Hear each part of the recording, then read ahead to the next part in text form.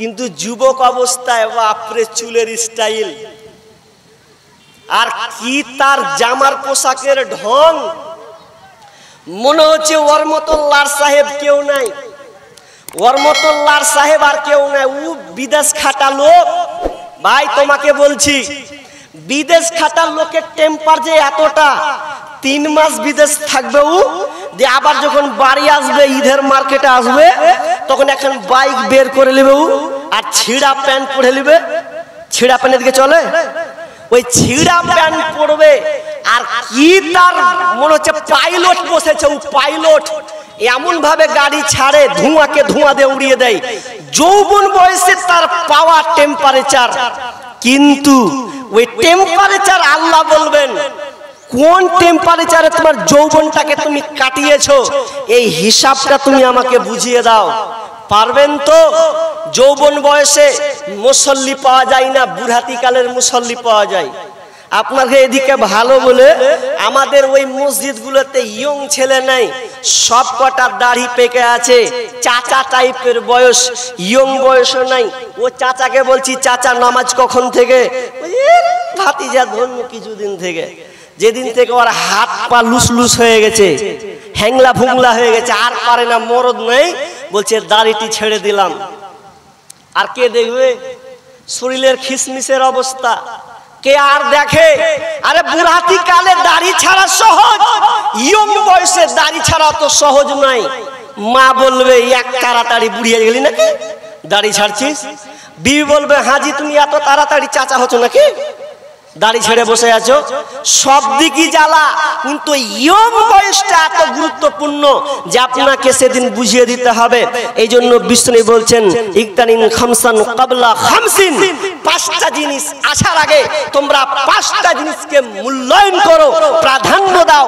তার মধ্যে একটা হচ্ছে যে তুমি যুবক হয়েছো, এই বার্ধক্য আসার পূর্বেই তোমার এই যুবক, এই যৌবনটাকে তুমি কাজে লাগাও। কাজে ফের লাগাই না, কাজে লাগাই। কাজে কোন দিকে লাগাই? ইবাদতের দিকে।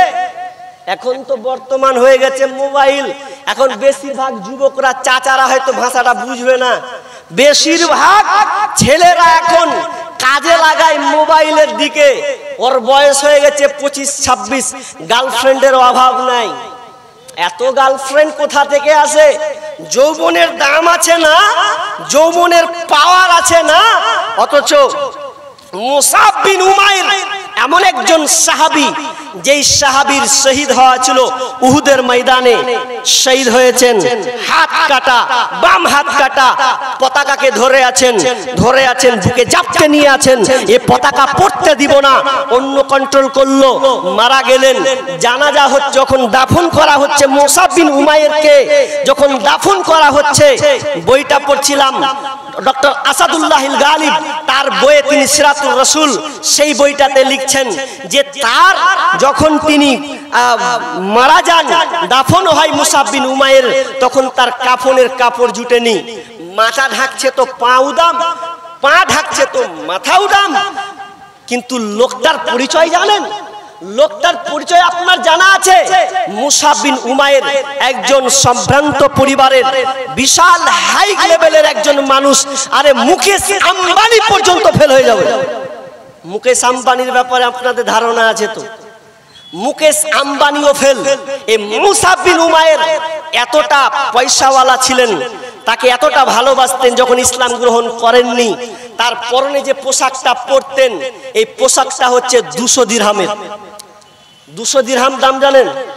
200 দিরহাম আনুমানিক বর্তমান ভারতের টাকাতে প্রায় 6000 টাকা। যে পোশাকটা তিনি পরতেন সেই জামানায় 6000 টাকার পোশাক। আবার কয়দিন? আরে বাদলা, আমরা তো পরে ছিঁড়ছি। 3 দিনের বেশি পরতেন না। মুসাব বিন উমাইর একটা পোশাক 3 দিনের বেশি পরতেন না। 3 দিন পরা হয়ে গেল 6000 টাকা দামের পোশাক, ফেলে দিতেন, আর পরতেন না। পায়ের জুতো এত দামি, ইয়ামান দেশে সবচাইতে বড় জুতো, মানে বড় দামের লেভেলের জুতা অন্য কেউ পরতে পারতো না। সেই মুসাব বিন উমাইর পায়ের তলায় তার বাপ জুতা পরাতেন।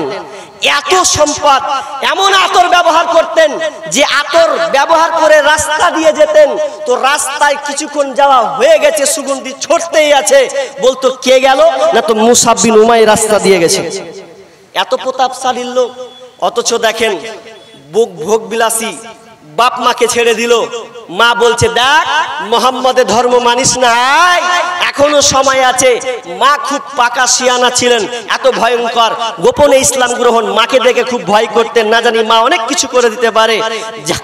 জানার পর বলছে মা আমি আর যাব না, আমি নবীর কাছে থেকে গেলাম, আমি ইসলাম খানা গ্রহণ করলাম, আমার যত কোটি কোটি মিলিয়ন ট্রিলিয়ন টাকা যা আছে আমার দরকার নাই, ইসলাম আমার কাছে সর্বের সেরা, আমি ইসলাম গ্রহণ করে আমি জান্নাতে যেতে চাই, আমার দুনিয়ার মোহতায় পড়ে কোনো লাভ নাই। কেমন যুবকের তার তরঙ্গ, তার ইমানি জাজবা ছিল।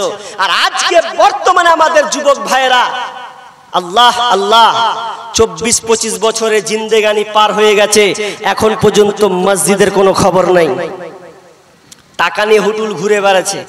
কেন জানেন? দোষ আমাদেরও আছে, দোষ আমাদেরও আছে, গার্জেনদের দোষ আছে। বেটাকে আপনি কত যে ভালোবাসছেন, বেটাকে যে আপনি কত ভালোবাসছেন, যে বেটা যা চাইছে চাই দিচ্ছেন আপনি, দেন না? মোবাইল দরকার, আরে মাধ্যমিক দিবে, মাধ্যমিক দিতে না দিতে বলছে মোবাইল দাও, মোবাইল না দিলে মাধ্যমিক, মোবাইল তো 1 নম্বর, পাস করবো মোবাইল লাগবে। আজকাল ছেলেদের পাস করতে কোনো লাগে? এখন পাস ফেল বলে কিছু নেই, দিয়ে দিলে পাস করে নিলেও, আগে ছিল ওই নীতি, এখন আর ওরকম নাই, সরকার এমনি পাস করে দিবে, বেশি করে ছাত্র হ, অত চাকরি দিতে পারবো না, ক্ষমতা আছে, আপনি মোবাইল ধরিয়ে দিচ্ছেন। এখনকার যুবক বয়সের মোবাইল, একটা ছেলে 50,000 1 লাখ টাকার মোবাইল পর্যন্ত ব্যবহার করে। 3 বেলা খেতে পায় কিনা সন্দেহ আছে, তা আপনাকে দেখাবো। 50,000 টাকা দামের মোবাইল নিয়ে বাড়ি চলছে, বেহায়া, যৌবনের কোনো দাম নাই। আজকে এরকম অবস্থা হয়ে গেছে, আর মোবাইল নিয়ে এমন পাইতারা হয়েছে আল্লাহ, আর এমন ধরা পড়ছে, আর মোবাইলে আসক্ত হয়েছে। আপনাদের এদিকের পরিবেশটা হয়তো ভালো, মুর্শিদাবাদের খবরগুলা যদি আপনারা নিউজ গালা নেন, তো প্রতিদিন খালি দেখবেন যে ধরা পড়ছে, প্রতিদিন 3 ছেলের মাও বিপদে, 2 ছেলের মাও বিপদে। কেন জানেন? ওই যে মোবাইল। স্বামী বিদেশ থেকে, স্বামী নতুন বিয়ে করলো, বিয়ে করার পর 1 বছর গেল, 2 বছর পর গেল, বিবিকে একটা মোবাইল দিয়ে দিলে বলছে আরে তোকে দিনু আর আমি গেনু, তোকে ওদিক থেকে ভিডিও কল করবো, তোকে দেখবো, ব্যাস ঝামেলা শেষ। এ হচ্ছে ওর সিস্টেম। এখন মোবাইল দিয়ে দিয়েছে, ও বিদেশে আছে, লাগাই মাঝে মধ্যে ভিডিও কল দেখে যা তা করে নিলে। এবার কিছুদিন পর এবার খবর পেয়েছে যে বিবিটার সঙ্গে এত ফুষ্টি নষ্টি মোবাইলে দেখা, ওকে ঢুঁড়ে পাওয়া যায় না, ওকে ঢুঁড়ে পাওয়া যায় না। বাড়ি এসে বলছে কই, আর কি কহছিস, পালিয়ে গেছে। কার সাথে রে? তো অমুক জনের সাথে পালিয়ে গেছে। 2-3টা ছেলে ছেড়ে দিয়েও পালিয়ে গেছে। জি, আজীব লাগছে। মানে মোবাইলটা এত খাতারনাক হয়ে গেছে, আপনাকে কি বলবো। আমার নিজের মায়ের কথা বলি, আমার নিজের মা, আমার মা কোনোদিন মোবাইল সম্পর্কে কিছুই বুঝেনি, আর আমাদেরকে 18 বছর পরে মোবাইল, আমরা মোবাইল অতটা বুঝিনিও। তো মোবাইল মা বুঝে না, আমার বাপও বুঝে না। এখন ওই মাকে দেখছি মোবাইল ছাড়া চলে না। মাকে বলছি হাগে তুই সবসময় মোবাইল নিয়ে কেনে, তোকে আগে দেখা তুই মোবাইল দেখতিক না, আর এখন মোবাইল নিয়ে একটু তাও দেখবে তো মা কিন্তু ফোনে ব্যস্ত, খারে অমুক বহিনটাকে, খারে ওই দিদিকে, ওর বোনকে, সব সময় ও ফোনে ব্যস্ত হয়ে আছে, ও পর্যন্ত কাব্যে কায়দায়। আর বর্তমানে ইয়ং জেনারেশন যে ছেলেগুলো আছে, এই মোবাইলটা এমন ভাবে ধাওয়া করেছে, ছোট বড় বুড়ো বুড়ি সবাই একই কাতরায় পড়ে গেছে।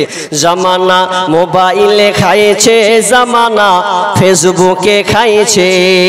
নতুন বছরের গজল এটা, জামানা মোবাইলে খাইছে, জামানা ফেসবুকে খাইছে।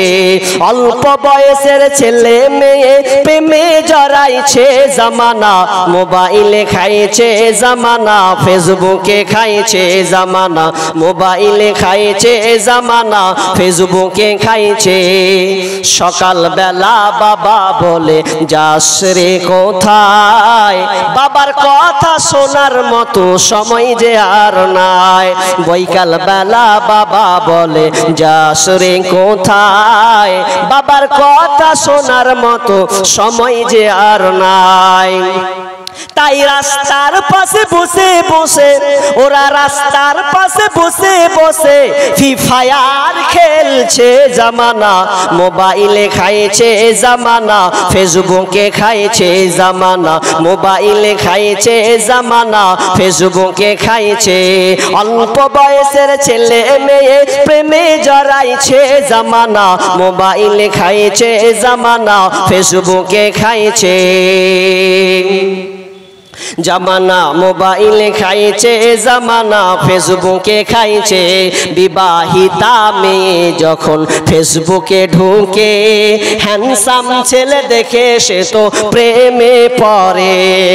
বিবাহিতা মেয়ে যখন ফেসবুকে ঢুকে, হ্যান্ডসাম ছেলে দেখে সে তো প্রেমে পড়ে।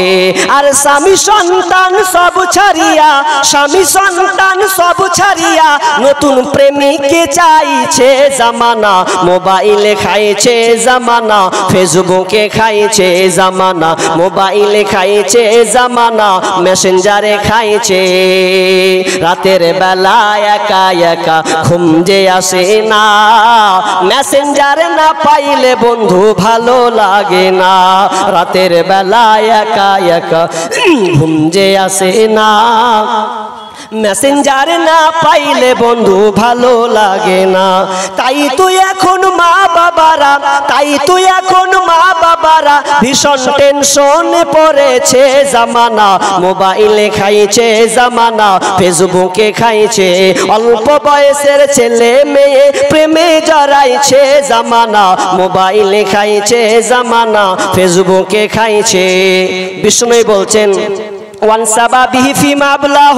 তোমাকে যৌবন সম্পর্কে ধরা হবে, তোমার যৌবনটা তুমি কোন কাজে ব্যয় করেছো। 3 নম্বরে ধরা হবে তুমি যে সম্পদটা উপার্জন করেছো, সেই সম্পদটা কোথা থেকে তুমি আদায় সম্পদটা উপার্জন করেছো, তুমি যে ইনকাম করেছো ওটা হালাল না হারাম, এবং তুমি ফিমা আনফাকাহু, এবং তুমি কোথায় ব্যয় করেছো, কোন জায়গায় তুমি খরচ করেছো, কোনখানে তুমি খরচ করেছো, এই হিসাবটা তুমি বুঝিয়ে দাও। 4টা প্রশ্ন করা হয়ে গেল। 5 নম্বরে প্রশ্ন করা হবে ওয়ামাদা আমিলা ফিমা আলিম, তুমি যে নেক অর্জন করেছো, তুমি যে জ্ঞান ইলম হাসিল করেছো, এই হাসিল অনুযায়ী আমল করেছো কিনা, এই হিসাবটা তুমি দাও। আমার হাদিস শেষ, এবার বিষয়টাকে গুটিয়ে নিলাম যে বিচারের মাঠে যখন বিচার শুরু হবে প্রশ্নের সম্মুখীন হতে হবে। আরো অনেক প্রশ্ন আছে, অনেক আরো আলোচনা আছে, তবে আমি লম্বা করছি না। এই 5টা বিষয়ের সম্মুখীন আপনাকে হতেই হবে এবং উত্তর আপনাকে দিতেই হবে। এখন আপনি প্রস্তুতি নেন যে আপনি কিভাবে আল্লাহকে এই 5টা প্রশ্নের সম্মুখীনে জবাব আপনি দিবেন। এক নাম্বার আপনার বয়স, 2 আপনার যৌবন, নাম্বার 3 কোথায় উপার্জন করলেন, কিভাবে ইনকাম করলেন, আল্লাহকে বুঝিয়ে দেন। কোথায় আপনি খরচ করলেন, কোন জায়গায় দিলেন, জলসায় দিলেন না মসজিদের জন্য দিলেন না মাদ্রাসার জন্য দিলেন না কোনো বন্ধু বান্ধবের পাল্লাই পরে কোনো পুজোর চাঁদা মারলেন, কোথায় কি দিলেন, হিসাবটা দাও। এরপরে কোনো কথা আদম সন্তান পারবে? জি না, অসম্ভব, পারা কোনো মতেই সম্ভব নয়। 1টা বাজতে চলে এলো, আমি আর লম্বা করছি না। তবে যারা আছেন 15টা মিনিট আমি আপনাদের কাছে নিব। 15টা একজন মহিলা